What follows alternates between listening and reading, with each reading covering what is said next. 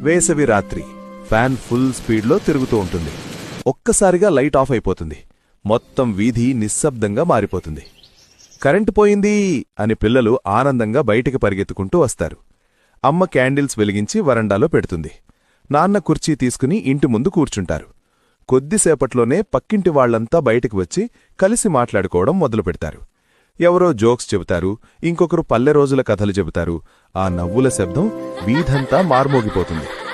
పిల్లలు ice boy, hide and seek లాంటి night games ఆడటం మొదలుపెడతారు.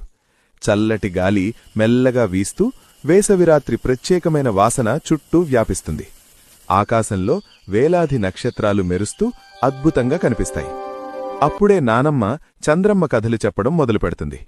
అందరూ మౌనంగా కూర్చొని ఆ కథలు ఆసక్తిగా వింటారు. రోడ్డు పక్కన ఉన్న టీ షాప్ దగ్గర్నుంచి రేడియోలో వస్తున్న పాటలు మెల్లగా వినిపిస్తూ ఆ రాత్రికి మరింత అందాన్ని తీసుకొస్తాయి. అమ్మ చేతి విసిరితో మెల్లగా గాలి కొడుతూ అందరికీ చల్లదనాన్ని ఇస్తుంది. అంతలో దూరంగా ట్రాన్స్ఫార్మర్ శబ్దం వినిపిస్తుంది. ఒక్కసారిగా లైట్ బ్లింక్ అయి మళ్లీ వెలిగిపోతుంది. కరెంటొచ్చింది అని అందరూ ఆనందంగా చప్పట్లు కొడతారు. కాని కొద్దిసేపటి తర్వాత అందరికీ ఒక విషయం అర్థమవుతుంది. ఆ కరెంటు వెలుగు కంటే ఆ పవర్ కట్లో కలిసి గడిపిన ఆ మధురమైన క్షణాలే ఇంకా ఎక్కువ ప్రకాశంగా